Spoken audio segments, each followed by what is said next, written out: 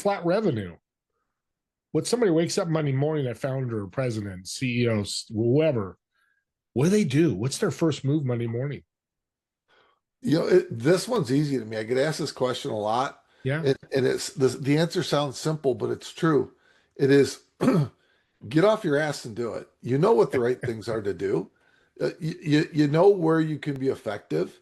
You know what you shouldn't be doing, wasting your time doing. You just need to do them sometimes. Welcome, everyone, to Doing Business with a Servant's Heart podcast. I'm your host, Steve Ramona, and we're going to talk revenue today. Yeah, we've talked sales, we've talked money, I've done all gamuts of business, but I want you to understand what revenue really is. Yeah, it's to make money, pay your bill. That's the 30,000 foot view, but we're going to dive a little deeper into revenue and how important it could be. And what my guest does is really analyze it and simply figure out how to get you more revenue and where it should go. With that being said, let's do our gratitude for today. The hardest battles often lead to the most beautiful victories. God, it doesn't describe revenue. I don't know what does. That's a perfect thing. Always hardest battles, beautiful victories. That failure yesterday could be a great win today. And let's bring our guest on. John, welcome to the podcast.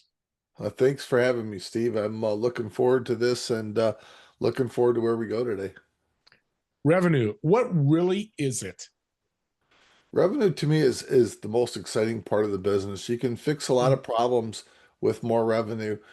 You can't, I say you can't cost optimize yourself out of a problem. I mean, maybe you can, but a little bit more revenue sure solves a lot of problems. And it brings, maybe an opportunity to breathe. It's great. Oxygen. My business partner talks about oxygen all the time, and I'm glad you said breathe because that's what it's doing. It's pumping life into the business. So let's take that a step further. What's the myths in revenue that businesses and founders and entrepreneurs even talk about, and how can we solve those? Well, there's a couple, actually, that's a big topic. We could probably do a whole Yeah, show on that probably. question. There's a couple things that I am very careful about. First of all, dirty revenue is bad revenue. And what I mean by that is you like to think you got the better of the deal, but in the end, that deal is going to come back and roost, and it's not a good thing. If a deal's not based on honesty and integrity, just don't work. It don't work for anybody. The second thing I would say is um, always say what if. What if we can do this? What if we can do that? What if and be challenging. I think it's a salesperson's responsibility, and whether you're the salesperson at the time or whether you're the salesperson by title or whether you're the salesperson, whatever, to bring the organization the best deal possible, the best revenue deal possible. And then it's the job of the organization to decide if they can make money at it. So I don't look at it as a salesperson's job to deliver profit. I look at it as a salesperson's job to deliver revenue. They don't own the second half of that equation, and therefore I don't hold them responsible for doing that. So it sounds like you like to work with sales teams. It's kind of where your bread is buttered. Absolutely. I mean, there's a long laundry list of things I don't do. I don't do operations. I don't do quality. I don't do a lot of things, delivery. I don't do a lot of things. I do what I think is the exciting part, which is deliver the revenue and deliver the top line. Top line. That's another revenue verbiage that's really important. How important are founders involved with the revenue? How much should they be involved? Because I know there's different levels of that. It kind of all, the answer to that is it kind of all depends. If a founder is a proactive salesperson, they can be the best there is. Many cases, a founder though needs to have an arm's length, if you will, or an arm's length transaction ability so that they can let someone else deliver the best deal possible and they can actually run the business. None of us, I say that none of us got in the business to be a slave to the business.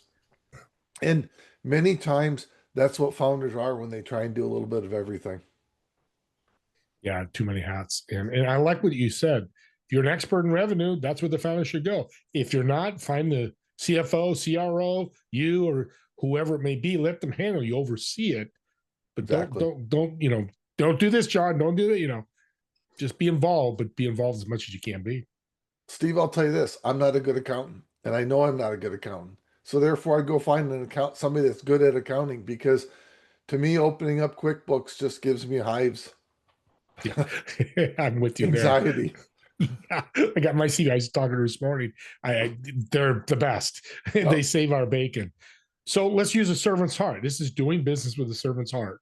Revenue can be so non-servant heart, left and right. You mentioned a little bit earlier, not heart-centered, but how can really revenue be part of the servant heart of a company?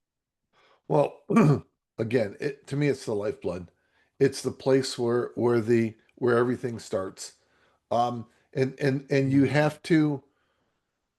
I personally, I look at it very aggressively. It's like a game for me, right? You can't have a win lose, but with the customer, but ultimately, it's super exciting. I mean, it's like a challenge. Everything's a challenge. Challenges are good to make you smarter, make you better. Yep. Culture is a big thing in business, and revenue is tied to that. We got a company, A, that has a terrible, I'm going to use the word, probably shouldn't, terrible culture. They're failing, may go bankrupt. How can you come in and change that? Well, first of all, you attack problems, not people. That's a huge importance, and it's something not to be forgotten. Then second thing is I have a process that I like to start every engagement with, which is an understanding process. I've been in the business for 35 years in business development, so I've seen a lot of things. I've experienced a lot of things, but I don't claim to be an expert in everybody's business. If I go in and understand the business from their point of view, then we can develop a plan, and we can go execute that plan to help bring in a process, if you will, that is kind of, if you will, custom tailored to them. So, I mean, that's kind of what I do. And that kind of sets the culture. I mean, people don't like to be told what to do. So what I do is I'll go in and I'll understand what is the current steps, or what is the current process, if you will, and then we'll document it. And no one can have a problem with documenting what's already happening. It's already happening that way. Then we can go in and look, does it make sense? Do we need to make tweaks to it? How do we simplify it? Many people think processes are very, very complicated, and they're not.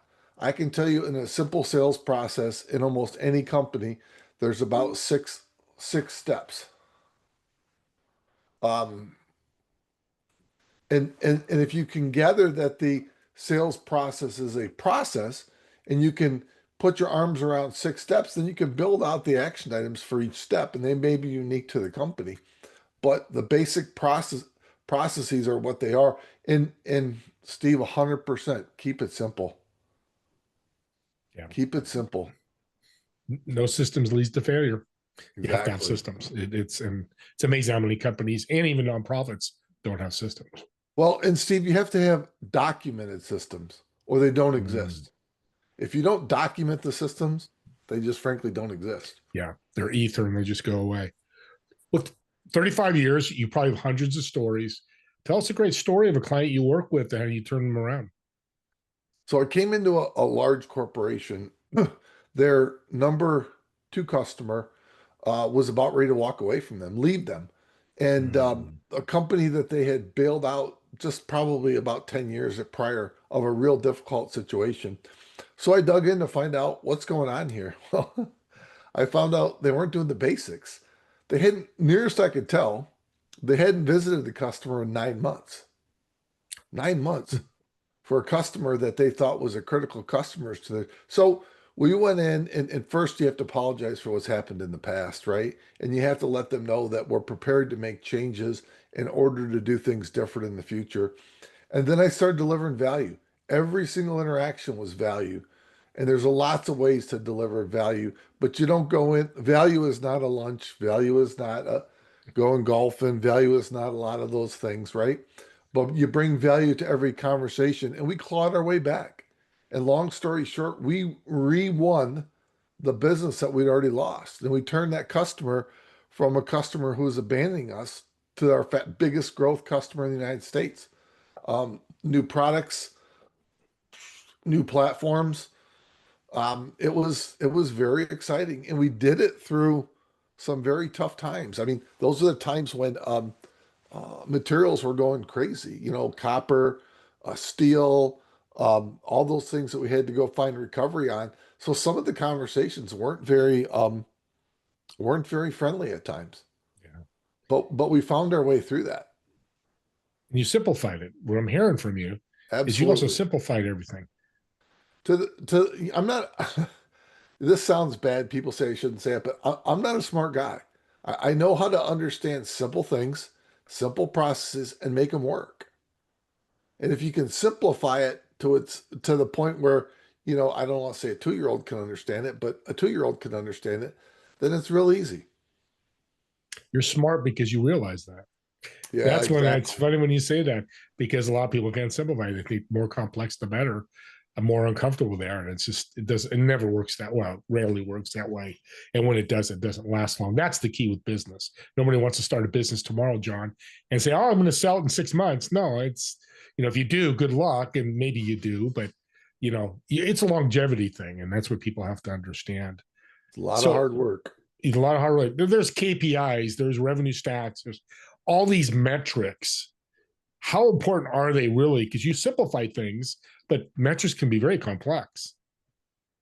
Yeah, I mean, I maybe oversimplify my metrics, and that is I expect one thing from a salesperson, and that is to deliver revenue. And I've delivered billions with the B of revenue over my career. And that is the most important number one metric of any sales team. There are a lot of supporting things, how many calls you make, how many times you've been out with customers, a lot of things. But the number one thing at all that matters to the organization is have you delivered the revenue?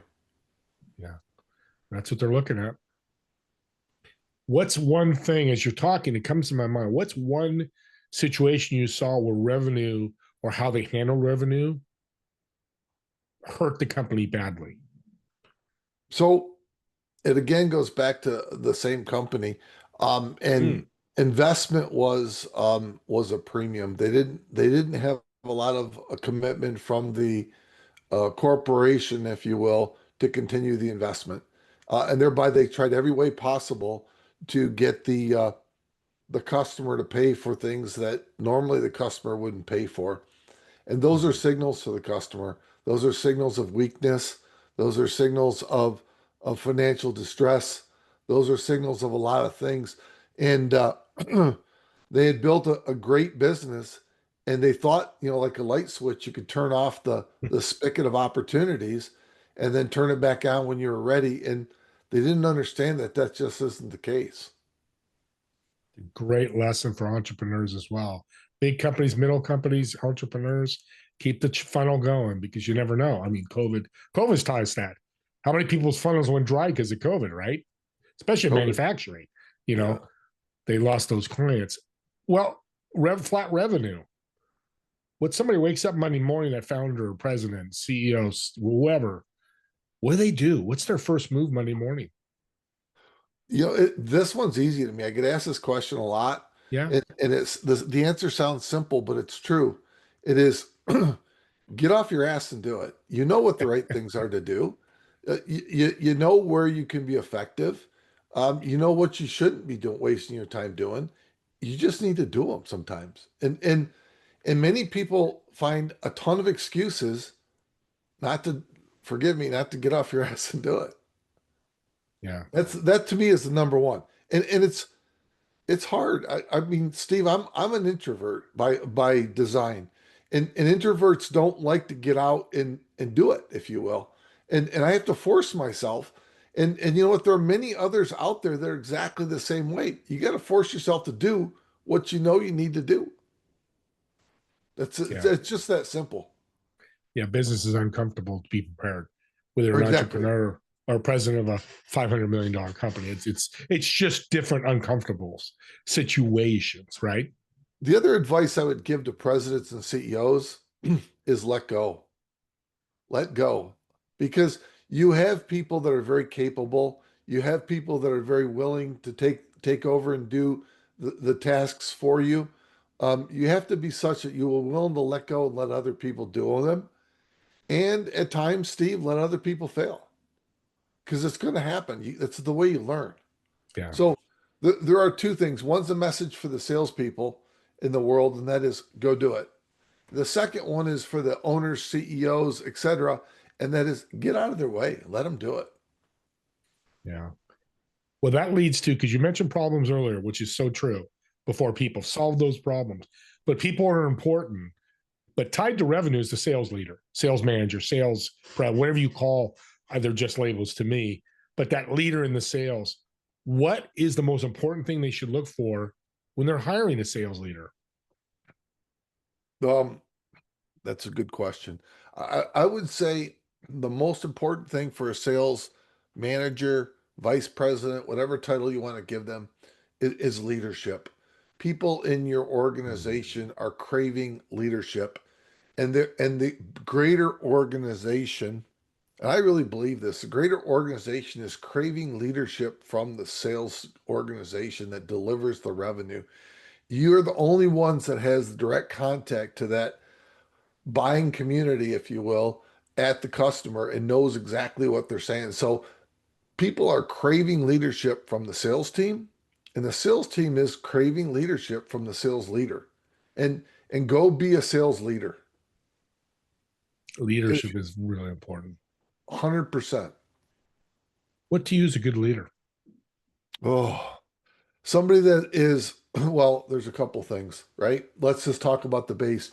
Honesty, integrity are absolutely paramount and non-negotiable.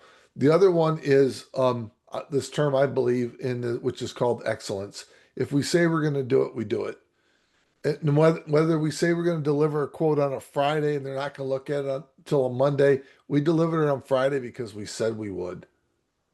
Those are some core items. But then in the leadership category goes things like brave enough to admit they made a mistake, brave enough to challenge the organization to deliver more than they think they can, brave enough, if, in many cases, as I would say, to speak the truth. And and Steve, I'll tell you the honest truth. I've been fired from organizations before because they don't like to hear the truth. And sometimes the truth stings, but somebody has got to say it. The firing is good too. An audience, here's why it's good, because people go, well, when you say that, Steve, because it's not fitting you, because you're going to be honest, going, hey, I don't like the direction or whatever that was. It's not good to company to have you there. It's not a bad thing. It's a great thing they fire. Will let you go wherever they, because it wasn't a fit. You can't put a round hole, round peg in a square hole. Don't keep trying to push it, right? Exactly. Now, I love fractionals. You're a fractional CRO. When should a company look for a fractional CRO? They should always look for fractional first because fractional, and this is simple, right? You can hire a guy that's had 35 years experience and you don't have to pay him benefits. He brings a wealth of knowledge with him and experience with him. You don't have the risk of a full-time hire, which you may or may not get right the first time. Um, you can experiment with people and processes and things that you um, maybe don't 100% understand, and you can. So I would say if it was my company, I would always look fractional first, and then once you're comfortable with where you're at, then you look to full time. And a fractional doesn't want to be around there full time. I don't want to be around there full time. You know, Yeah. 6 months was perfect. A year is great. Beyond that is a bit much. And I'll be happy to help you find my replacement, Yeah. full time Yeah. replacement. And it's a great point you made about the fractional being financially, it's less, but not only saving money is they signed Steve Ramona a 3-year contract as a CRO. Well, it's going to hard to get me out of the contract. Sure, there's outs, but hiring you, John, as a fractional, it's easier 2 months in, like, hey, it's not fitting, move on and find another fractional, right? Exactly. If you need to do that, you let your fractional go and you move to the next guy or gal if you will. I have my contract set up such that with 30 days notice they can move somewhere else, and I haven't had anybody need to exercise that clause, but it's there. It's available to them. I just think the fractional, and it's not just CROs, it's CFOs, COOs, I mean, you can find any function inside an organization you can find a fractional for. Much better way to run a business, I think, than to have a bunch of full-time hires that you really struggle with. Especially starting out. 5 years in, Exactly. that's different. You can bring people up from that you've built in 5 years. I love that. So you startups out there, you're going to reach out to John because I'm going to get his contact information here. Let's end with this question. Revenue, sales, business can be fun and can be hard. How do we walk away from that? How often should we walk away from it so it's not stressing us out? You know, I've been thought a lot about this one, Steve, and that is it's business. It's not personal. You know what? I love the wins and I celebrate the wins with everybody and we all the losses sting. And if the losses don't sting to somebody, then that's the wrong person because losses should sting. But at the end of the day, I go home to my family, my wife, my kids, and it's business. It's not personal. And if you do it right, you get a lot of respect from the other side of that table. And respect or respect goes on and on for years. And it really feels good when somebody on the other side will speak for you and say, you know what, he's a good guy. And I've had situations, Steve, I've had situations where we've screamed at each other and every word in the book. And they can't believe I talk to my customers that way. And we've called each other, like I say, I won't name them on your podcast. But you know what? We walked away with mutual respect. You got stuff done. Yeah. And that's your way. And everybody's way is different. If you're thinking, I don't, that's your way. That's fine. You don't have to do it that way. But the bottom line is getting things done. And that's what you're doing. And not making it personal. And don't make it Yeah. personal. Yeah.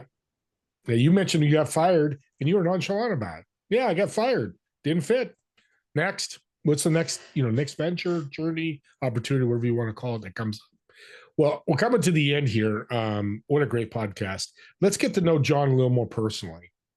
So what I'm going to do is come out to your area in Michigan. Okay. You're going to tell me your favorite restaurant. Okay. I'm going to book a table. Me, awesome. You. We'll bring your wife too. But I want you to invite 3 people, whether dead or alive, that have been influential in your life, have made that difference. But for me, I need to know, what food are you ordering for the table?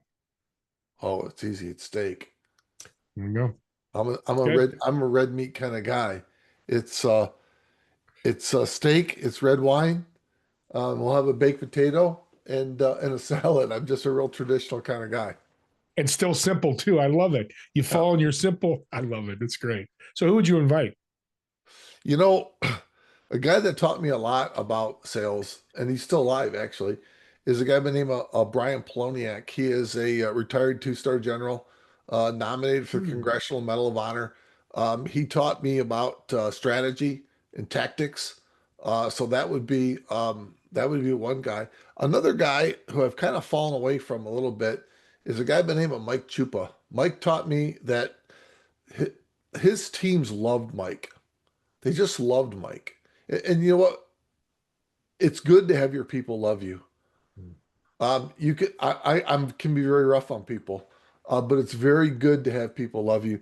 And the last one, I think, my third person is kind of a unique one, is a guy by the name of Francisco Hernandez, who I met one time. Actually, I worked for him, and Francisco Hernandez was a mean, nasty SOB. He expected you to know your numbers, own your numbers with no excuses. And you know what he taught me? He taught me that there are no excuses for being sloppy. There are no excuses for being unprepared. There are no excuses for, and fill in the blank.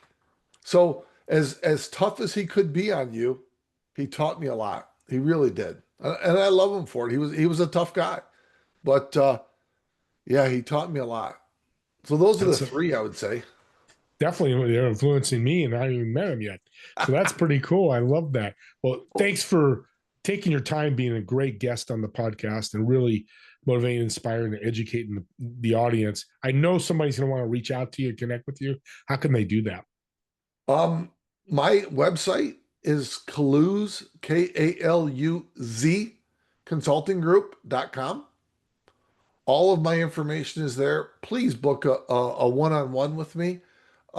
That's probably the easiest way to find me via podcast here. My phone number's there. Pick up the phone and call me. I'm old school.